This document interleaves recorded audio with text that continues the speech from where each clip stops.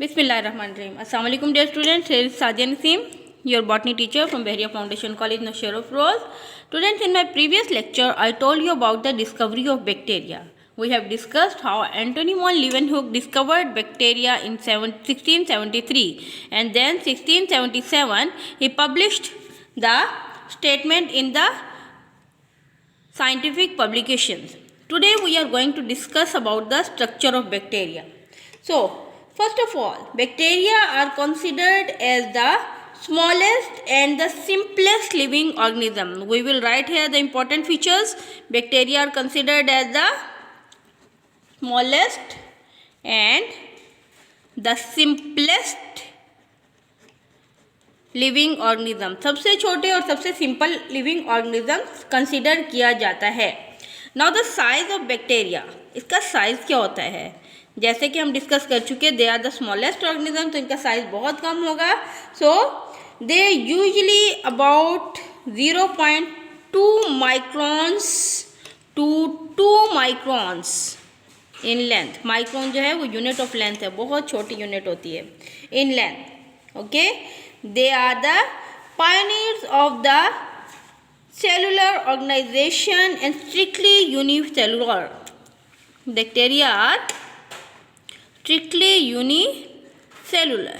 Bacteria जो है वो सिर्फ यूनिसेलुलर फॉर्म में होता है, कभी भी मल्टी सेलुलर फॉर्म में बैक्टीरिया नहीं पाया जाता है. Okay, bacteria strictly uniform. How the cells of some species may remain associated after cell division and form the colonies. वैसे तो ये यूनिसेलुलर होता है, लेकिन कुछ केसेस में ऐसे हो सकता है कि सेल डिवीजन हुई और वो सेल्स आपस में एक दूसरे के साथ एसोसिएटेड फॉर्म में रहे और कॉलोनीज बना सकते हैं, लेकिन बैक्टीरिया कभी भी मल्टी सेलुलर नहीं होता है. Okay, so it was some important features of bacteria. Now let's study the structure of bacteria. If we consider at a generalised bacterial cell, it consist of flagella, pili, capsule, cell wall, cell membrane, cytoplasm, nucleoid, plasmid, mesosome and storage bodies. So first of all, let's study. Look at this. Consider this is a bacterial cell. Unicellular cell, so it is a single cell of bacteria. This is flagella. Okay? They are the extremely thin appendages originate from the body. Structure in cytoplasm beneath the cell membrane. Cell membrane के नीचे से originate होता है, यहाँ से. Okay, so they come out of the wall. They are made up of flagellar protein. सबसे पहला हमने क्या पढ़ा स्ट्रक्चर में? Flagella. Flagella are very thin. Okay, very thin long projections of body, बाल की तरह बिल्कुल हेयर लाइक होते हैं. और किस चीज़ से बने होते हैं? They are made up of flagellin protein. Okay, function क्या है फ्लैजिला का? फंक्शन क्या है कि इसकी मूवमेंट जो है बैक्टीरिया को मूव करने में हेल्प करती है. It helps in the movement of the bacteria. अब नंबर ऑफ फ्लैजिला जो है वो डिफरेंट हो सकते हैं किसी भी बैक्टीरियल सेल में. 1 भी हो सकते हैं, 2 भी हो सकते हैं, 4 भी हो सकते हैं. Then second thing is the pili. Pili, they are the hollow filamentous appendages smaller than flagella, help in the conjugation and not in locomotion. Okay, पिलाई क्या होते हैं? फ्लैजिला से छोटे एक अपेंडेजेस होते हैं ऐसे बैक्टीरिया के अंदर, जो बैक्टीरिया को किस चीज़ में हेल्प करते हैं? इन कॉन्जुगेशन. बैक्टीरिया को कॉन्जुगेशन क्या होता है कि दूसरे सेल्स के साथ मिलने में, दूसरे बैक्टीरियल सेल्स के साथ मिलने में हेल्प करते हैं.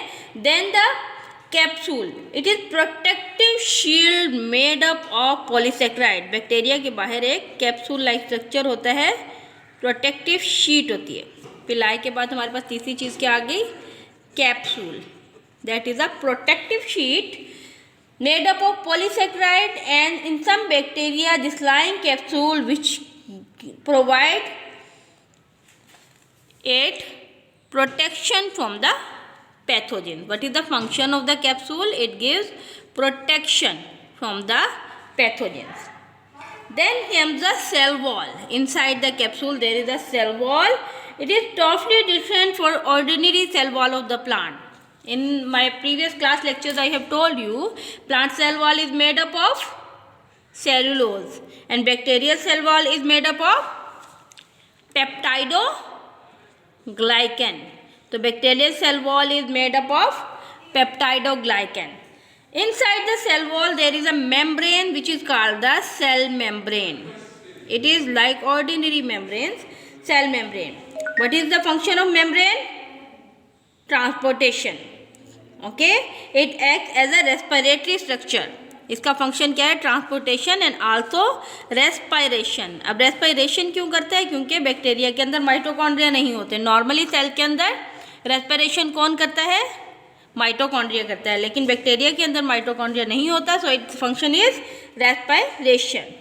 There comes the cytoplasm, a jelly-like material inside the bacteria which is called the cytoplasm. Okay, there is cytoplasm. Then other important organelles of bacteria are the mesosome, nucleoid and plasmids. Mesosomes, nucleoid and plasmids. You draw the structure of the bacteria and explain each part and send me your homework. I am waiting for your work. Allah Hafiz.